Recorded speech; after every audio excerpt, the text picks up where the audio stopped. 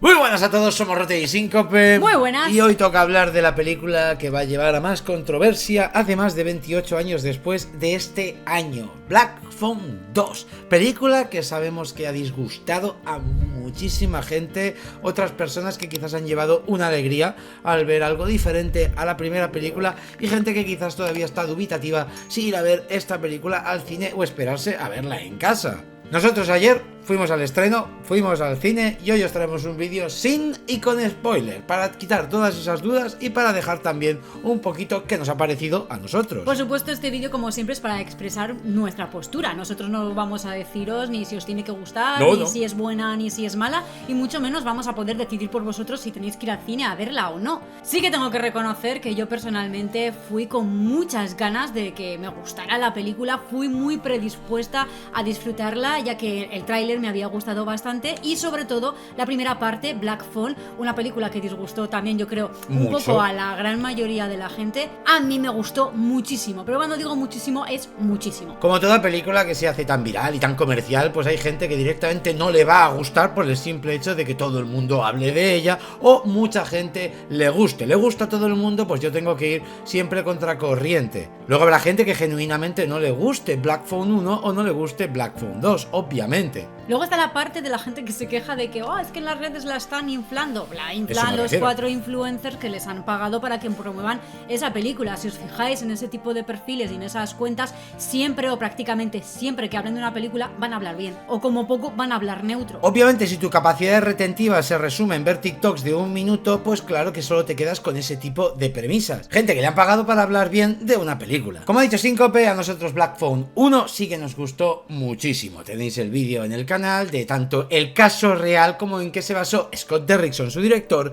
y Joe Hill, hijo de Stephen King, en el cual se basó el relato corto. Esta segunda parte es una continuación de aquella, y algo que también se ha inflado mucho en redes sociales, que lo digo para los que no hayáis visto la película y vayáis a verla al cine, es que os quitéis de la cabeza de una vez que esto, una, es un slasher, no lo es, y dos, pesadillas en Elm Street. Quitaros en la cabeza a Freddy Krueger, porque en el tráiler salga que el Graver puede matar en sueños no significa que sea pesadilla en Elm Street. Obviamente, cuando vimos el tráiler, mucha gente nos trasladamos al personaje icónico de Freddy Krueger. Sí. Incluso mucha gente afirmó que esto iba a ser como una especie de secuela encubierta, cuando nunca se había afirmado nada así, pero es verdad que las vibras daban un poco de sensación que quizás replicaban un poco la fórmula de Freddy Krueger. Creo que también es un error ir pensando solamente y focalizados en que vamos a ver un Freddy Krueger y por ende inconscientemente pensar que vamos a ver un slasher donde no para de morir gente. Cuando veáis esas dos perspectivas, la película la vais a odiar, la vais a aburrir desde los primeros 5 minutos, ya os lo digo. Esta película no va de eso, no coge como base eso. Y ahora entraremos un poco en hablar si nos ha gustado o no, pero yo creo que es importante dejar claras una serie de cosas que nosotros también leemos en redes sociales y que a veces pueden llevar error o incluso a amplificar mucho la película, como ha ocurrido en otros casos. Esta película está dirigida por Scott Derrickson, director de Sinister, director de el cortometraje intermedio de VHS 85, que también tiene bastante importancia con el universo de Black Phone, entre muchas otras. Un director que creo que es para mí de los mejores de terror del siglo XXI. Y sí, lo digo tan pichi, Scott Derrickson es de los mejores directores de terror del cine moderno. A mí es de los que más me gusta personalmente. La verdad que no suelo fijarme mucho en quién dirige una peli, no soy de esas personas que tiene un director o una directora por bandera, suelo tener más las películas, o sea, lo que realmente veo y lo que realmente disfruto. Pero es verdad que las formas, la estética, las maneras de manejar el sonido, la fotografía y el terror en general de Scott Derrickson me parecen deliciosas, van muy acordes a mí y en ese sentido ya me tiene ganada. Esta película es una mezcla de ese cine que conocemos de Scott Derrickson, tanto de Black Phone 1 como de Sinister sobre todo. Pero no hay que olvidar que la historia es de Joe Hill, hijo de Stephen King, y eso también se ha notado y se ha respetado mucho en esta película. Si habéis leído libros de Stephen King como la saga de la Torre Oscura, El Resplandor o Doctor Sueño, y hablo de los libros, vais a identificar muchísimo ese universo dentro de Black Phone. Es como que en esta película se han mezclado esos dos universos, pero no porque formen parte de un universo en conjunto, sino porque puedes ver los sellos y la firma propia de Scott Derrickson y también puedes ver la firma y el sello propio de Stephen King, incluso de su hijo, en todo su universo literario. Estas tres personas tienen como musa y como forma de inspirar algo y cosas en concreto que inevitablemente sabes que son obras suyas. Y en esta película esa serie de cosas se identifican a la perfección. Por eso hay que insistir que no es Wes Craven, no vais a ver Scream, no vais a ver Pesadilla en Elm Street, no es un slasher, no es una película ochentera, no es una película de terror que pretenda matarte a todos los personajes que vas a ver en pantalla para el disfrute del espectador. Una película que dura 1:54 minutos, se cuece a fuego lento y obviamente viene todo precontado de la primera historia, de la primera película. En este caso, en esta segunda historia, no solo seguiremos a Finn, protagonista de la primera película, sino a su hermana Gwen, la cual también tuvo cierto protagonismo al final de la primera cinta. Este cambio también ha hecho que muchas personas odien esta película, el hecho de darle más protagonismo a su hermana Gwen que a Finn, que era el prota de la primera parte. Pero ese detalle lo hablaremos un poquito más en la parte con spoiler. Yo me quiero centrar un poco en cosas que se pueden hablar en esta parte, que os pueden ayudar a identificar si esta película puede ser la vuestra o no. Creo que una de las cosas que llama la atención es la duración de la película, son casi 2 horas y es verdad que a veces el ritmo se hace un poquito lento o quizás tienes la sensación de que podrían haber avanzado más rápido, de que han añadido cosas de relleno o incluso que la peli se siente repetitiva. Creo que en esta película hay momentos para todo. Yo desde luego tengo como una primera mitad muy diferenciada, muy tensa, muy interesante, atractiva, dinámica y sin embargo la segunda mitad, la del final, se me ha hecho un poquito más bola. La estética es maravillosa, la fotografía es maravillosa, el sonido es maravilloso y las interpretaciones también. En ese sentido, lo que es la cinematografía pura y dura, creo que la peli no falla. Quizás donde falla más es en los personajes y probablemente también en el guión de la historia o la trama en sí. En cuanto a la fotografía, lo que van a hacer es esa fotografía de Scott Derrickson de Super 8, de ver como chiribitas, de ver como una cinta antigua cuando nos encontremos en el mundo de los sueños y la calidad normal cuando estamos en el mundo normal. Esos cambios a veces son muy sutiles y la verdad que al principio son súper bellos, son muy elegantes. Se repiten a lo largo de toda la película, pero es verdad que probablemente por esa decadencia de ritmo, sensación de repetición, llega un punto en el que pasan hasta desapercibidos para el espectador, o al menos a mí me ha pasado, pero al principio reconozco que estaba con la boca abierta viendo las maravillas que Scott Derrickson sabe hacer con la imagen. Aunque la película tiene mucha violencia y sobre todo al principio de la cinta, el personaje del Graver es mucho más aprovechado, lo que habéis visto en el tráiler es mucho más aprovechado en el último tercio de película. Por eso os digo que no os penséis que vais a ver un slasher, este personaje no va a aparecer en el minuto 2 y va a quedarse hasta el minuto 114. Irá apareciendo esporádicamente porque nos están contando la historia de Finn y de Gwen. Y están dando un poco origen también a estos dos personajes, un poco de origen a su infancia, a su familia, a qué ha sido de ellos después del trauma que fueron sometidos, sobre todo Finn. Y básicamente lo que van a explotar es el mundo de los sueños de Gwen. Por último, y antes de irnos a la parte con spoiler, así comentar que la película me ha recordado el ritmo de It.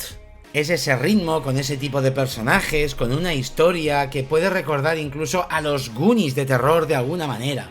Porque sí, hay violencia con niños, hay muertes de niños, pero no hay que olvidar que los personajes son creados para una historia de terror ambientada en un mundillo adolescente donde el hijo de Stephen King sigue estando presente. Además que Scott Derrickson, si lo recordamos en Sinister, también hizo algo muy parecido. Ese tono juvenil o esa apariencia juvenil, pero a veces de trasfondo sí que tiene como un contexto un poquito más adulto, y quizás esa es la parte que también he echado un poquito en falta, sobre todo en el tercio final o en la mitad final de esta película. No me molesta ese entorno juvenil, esos protagonistas juveniles para nada, pero siempre que lo que se esté transmitiendo sea un mensaje un poquito más para adulto, un poquito menos previsible o menos tradicional de lo que estamos acostumbrados. Con esto quiero decir que yo soy de esas personas que le ha gustado una parte de la película, unas cosas de la película y otras me han disgustado enormemente. Salí del cine un poquito decaída porque de verdad que quería que me gustara mucho esta película, iba muy predispuesta a que las dos fueran mi dupla de Scott Derrickson favorita, y es una pena, pero no lo va a ser. Me ha gustado muchísimo más la primera parte que esta segunda. Aún así, por mi parte le voy a poner un 5. Para mí está aprobada, tiene cosas muy buenas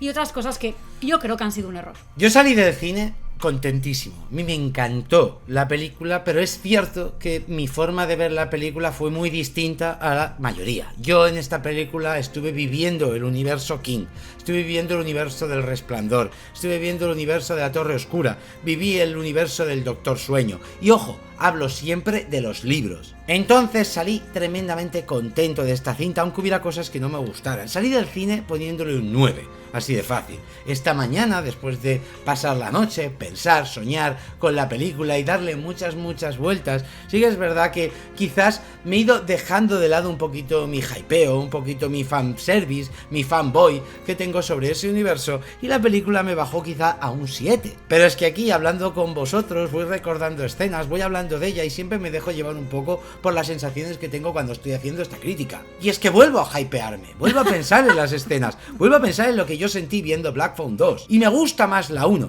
pero aún así le voy a cascar un 8,5. Toma ahí. A mí me ha gustado una barbaridad y me podéis poner en comentarios lo que os dé la gana, porque sé que esta película va a ser de las que más gente va a odiar que le va a gustar. Síncope le ha puesto un 5, ha dejado muy claro que divide la película en dos partes. Y además, por mi parte, he estado pensando bastante en si ponerle un 4 o un 5. O sea, mi debate interno ha sido si suspenderla o no, porque en realidad tampoco puedo ser tan objetiva y tan fiel como para sopesar si me han gustado más minutos que menos minutos. Entonces yo también hago como Rotten, intento dejarme llevar un poco por la sensación que tengo y el recuerdo que me queda de la película sentada aquí hablando con vosotros y escuchándome a mí misma y escuchando a Rotten, que creo que también eso influye mucho. Y desgraciadamente lo que me siento es triste y decepcionada porque no voy a poder ver ese pack de las dos películas de Black Phone, porque las siento muy desequilibradas. Yo tengo claro lo que no me gusta de la película, pero no es una parte u otra parte. Son cosas, detalles, partes del guión, decisiones que me da la sensación de que podían haber arriesgado más.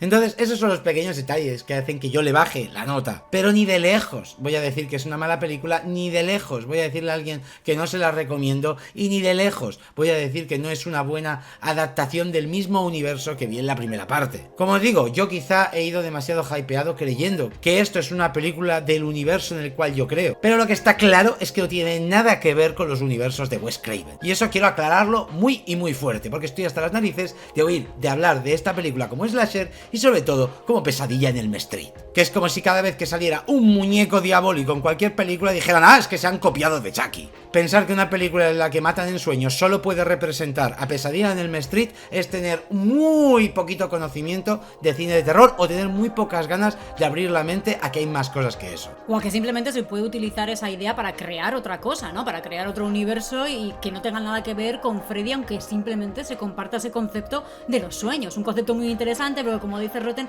ya se ha explotado muchísimo en el universo Stephen King. Entonces, ¿a quién pertenece? No pertenece a nadie, pertenece a quien tú quieras recordar más. Pero en realidad los sueños están ahí para ser explotados y hay un montón de películas sobre los sueños, sobre los trastornos del sueño, sobre el insomnio, sobre experimentos del sueño. Y no todos necesariamente tienen que recordarnos o que replicar lo que se representó y lo que se inventó para el universo de Freddy Krueger. Así que ahora sí, vamos a la parte con spoiler, a desahogarnos un poquito de qué nos ha parecido Black Phone 2. Dale. Yo quiero empezar diciendo que cuando acabó Black Phone 1, cuando acabó la primera película, una de las cosas que más gente oí decir es que habían explotado poco al Graver, habían explotado poco al Raptor, al personaje de Ethan Hawke. Yo sinceramente me quedé muy a gusto con lo poquito que lo vi, me creó el miedo que me creó precisamente por lo poco que aparecía en pantalla y lo fuerte que eran las escenas que tenía, y que sinceramente creo que en esta peli ha sido explotado demasiado. Eso es uno de los puntos que no me ha gustado de Black Phone 2, haber visto demasiado al Graver. A mí me ha disgustado ver diferencias entre el Graver vivo y el Graver muerto. El Graver vivo me parecía aterrador, totalmente siniestro, turbio, oscuro, sucio. Y este simplemente me ha parecido un fantasma más que quería venganza. No he sentido ese carácter, esa presencia que tanto caracterizó a Black Phone 1, y uno de los motivos por el cual me gustaba tanto esa película, porque salió tan lo justo, tan poquito, que me quedé con ganas de saber más de ese personaje del que me habían contado lo justo y me había aterrado. Aquí, sin embargo, entre que tarda un poco en aparecer y que sus presencias siempre son un poco como abstractas, a modo fantasma, ensoñación, espíritu, he sentido ahí más ese tono un poco infantil que hablaba al principio en la parte sin spoiler. A mí lo que me ha gustado de este Graver es que he visto a Pennywise, que es lo que he dicho antes, me ha recordado mucho a It. Esta cinta a mí no me gustó, ni la 1, ni la 2, ni el libro, nada del universo de Pennywise me gusta. Me aburro, me parece muy infantil, y lo que me ha pasado con este personaje es precisamente eso. Un personaje lleno de ira, lleno de odio, que quiere venganza absolutamente de todo el que le ha intentado atrapar o hacer algo, pero convenientemente no te hace el suficientemente daño cuando tiene la oportunidad porque quiere torturarte un poquito más. Me da mucha pereza que hagan eso las películas. Si te quiere matar, que te mate ya. Eso de jugar contigo, torturarte para luego encontrarse en la situación de que ya no puede hacer nada contra ti, a mí me aburre. Me han encantado las escenas de patinaje, me ha gustado cómo han llevado al personaje, me ha gustado muchas cosas, pero esas pequeñas decisiones de los Goonies es lo que hace que estas películas para mí pierdan mucha fuerza. Luego, por otra parte, sin embargo, ha protagonizado escenas que a mí me han parecido súper inquietantes y la verdad es el terror que he venido a ver. Ese terror sutil, que no se basa en jumpscare, ni en subidas de volumen, ni en apariciones así repentinas en primera pantalla. Hay una escena en concreto donde ya acaba el sueño de Gwen, llega Finn como a ayudarla, creo que ya están en la cabaña del campamento y simplemente el captor se retira andando hacia atrás en las sombras y desaparece. Son escenas y una fotografía deliciosa que de verdad es maravilloso, la sensación aterradora adulta que provoca un poco. Como las escenas a cámara lenta del patinaje, a mí también me han parecido, y fíjate que esa parte de la peli ya no estaba muy conectada porque ya no me estaba gustando tanto, pero ese tipo de apariciones sí que me gustaban, pero cómo han desarrollado el personaje, el origen que le han dado, esa sed de venganza donde se alimentaba de los niños que no habían descubierto porque todavía estaban ahí en ese infierno que ahora es hielo. No sé, me ha parecido un poco raro todo. Si recordamos en la primera película, Gwen descubre dónde está su hermano gracias a que ella tiene el resplandor. Nunca llegan a decir exactamente qué es lo que tiene, pero sabiendo que es el universo de Stephen King, lo que ella tiene, esa maldición de la que ella habla, es el resplandor. Y obviamente el resplandor, si no has leído nada del universo King y solo has visto las películas como El Resplandor o Doctor Sueño, no vas a entender exactamente qué significa. Por eso yo me he sentido tan cercano a esta película, por eso me ha gustado tanto el personaje de Gwen, me ha recordado a Danny Torrance. Pero es que su hermano Finn también me ha recordado a Danny Torrance. Las dos versiones que podemos ver de ese pequeño niño en el Overlook, que una vez crece se ha convertido en su padre, un alcohólico. En este caso Finn se está convirtiendo en un porrero. Y aunque ambos tienen distinto nivel de ese resplandor, ambos lo tienen. Y es muy difícil explicar qué es el resplandor. Es algo que traspasa las dimensiones, es algo que traspasa lo cósmico, es una especie de maldición, como ellos dicen, que te hacen ver y poder hacer cosas que ni siquiera tú puedes comprender. Para que nos entendamos todos, porque yo tampoco sé tanto sobre el universo de Stephen King como Rotten, ¿quieres dar a entender que el resplandor lo tiene tanto Gwen como Finn? Sí. Porque Gwen, aunque tiene sueños, Finn, esa comunicación que tiene a través del teléfono y con los niños que le llaman porque le quieren pedir ayuda y comunicarse con ellos y tal, también es tener el resplandor. Eso es. Y es justamente lo que vemos tanto en el libro del Resplandor como en el libro del Doctor Sueño, cuando Danny tiene que enfrentarse a los fantasmas del Overlook, a los fantasmas de su pasado, a lo que él tiene atrapado en su mente, y cómo conoce a Alma, otra niña que también tiene el resplandor. Y yo sé que soy muy pesado con esos dos libros o el universo de la Torre Oscura, donde allí también es muy importante el resplandor. Pero es que, como os digo, por mucho que Scott Derrickson haya adaptado ese corto de Joe Hill a la pantalla, y que Joe Hill no es Stephen King, está claro que ha bebido de su padre. Y está claro que ha querido homenajear el universo de su padre en estas películas, con estos personajes. La forma que tiene de atacar el Graver, la forma que tiene de hablar de ese infierno, la forma que tiene de atrapar a los niños, la forma que tiene de luchar con él en ambos mundos a la vez. Esa forma de representar los sueños con esas chiribitas, que en realidad no son sueños per se, son otras dimensiones, eso queda claro. Lo dice el propio de Graver, cuando Gwen se pone a dormir, no está soñando, está viajando astralmente. Y esas son las cosas por las que digo que no tienen nada que ver con Pesadilla en Elm Street. Quiero entender que al final Pesadilla es simplemente dormirse y que Freddy entra en tus sueños y se centra y se queda ahí, pero aquí traspasa un poco más esa sensación de simplemente dormir. Es algo mucho más profundo y algo mucho más allá, que implica el subconsciente, que implican otras dimensiones y que caracteriza un poco ese horror cósmico que también ha centrado un poco el punto o el universo de Stephen King. Exacto. Entonces yo puedo entender que me discutáis de que a mí me ha gustado la película porque he vivido todo eso, pero yo no puedo luchar contra mí mismo de haber vivido todo eso. Claro, al final cada uno tiene sus experiencias y tiene su base, ¿no? Sus cosas de antes ya aprendidas, leídas o vistas, que le hace tener un criterio u otro. Yo no coincido tampoco con Rotten, pero quizás porque tampoco tengo tanto abanico del universo de Stephen King. Y para mí esta película era ver un poco el arte y la cinematografía de Scott Derrickson. Yo no estoy de acuerdo tampoco en el hecho de que todos nos centremos en que Gwen ha sido la protagonista y que Finn ha perdido todo el protagonismo. Creo que habría que hablar también del protagonismo que ha tenido Finn. Cómo él estaba luchando contra esos fantasmas, cómo él estaba luchando contra cada llamada que recibía y decía no puedo ayudarte más. Cómo nos cuenta su hermana que no tiene amigos, cómo es una persona que lucha contra el alcoholismo de su padre también, que le dice papá por favor, lo único que te pido es que no bebas de nuevo. El personaje de Finn tiene muchísima más profundidad en esta película de lo que tuvo realmente en la primera, aún teniendo menos minutos en pantalla. Hay que saber leerlo, quizás está un poquito encriptado, pero yo también he echado en falta un poco el personaje de Finn. Lo he sentido un poquito ninguneado y totalmente eclipsado por su hermana, un personaje que reconozco pues no me ha gustado tanto. Quizás porque la he visto todo el rato en situaciones un poquito similares, he sentido un personaje previsible. Y porque ha protagonizado conversaciones que para mí han sido catastróficas, como por ejemplo cuando el padre llega a ese campamento y se reúne junto a sus dos hijos, se ponen ahí en círculo al lado del coche y tienen una conversación que la verdad me ha parecido infantil, estúpida y que no tocaba por el momento en el que estaban en la película. Era como un momento un poco climático y ese retroceso de la emocionalidad y esa conexión familiar que han intentado hacer ahí no me la he creído. Por no hablar del final cuando suena el teléfono y le llama a la madre. Algo que en mi cabeza ha sido como, buf, ahora llaman a la madre. Y ha sido ese, buf, de qué mal, de verdad, qué pasteloso. Dale recuerdos y eso a Finn. Dile que le quiero, pero oye, que ni se ponga el teléfono, no hace falta. Con quien quiero hablar es contigo. No sé.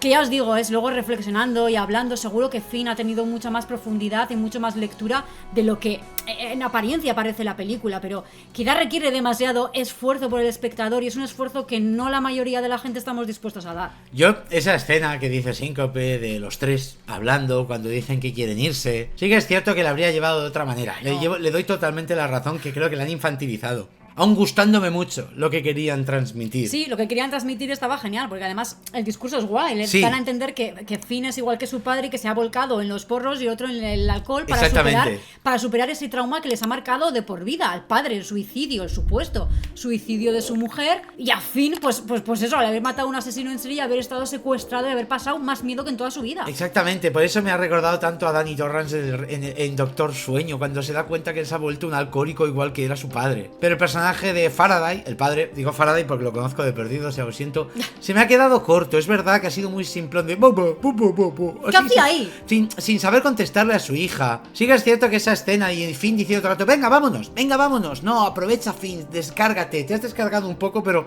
le ha faltado un monólogo más potente a ese personaje ahí. Ha sabido a poco ahí.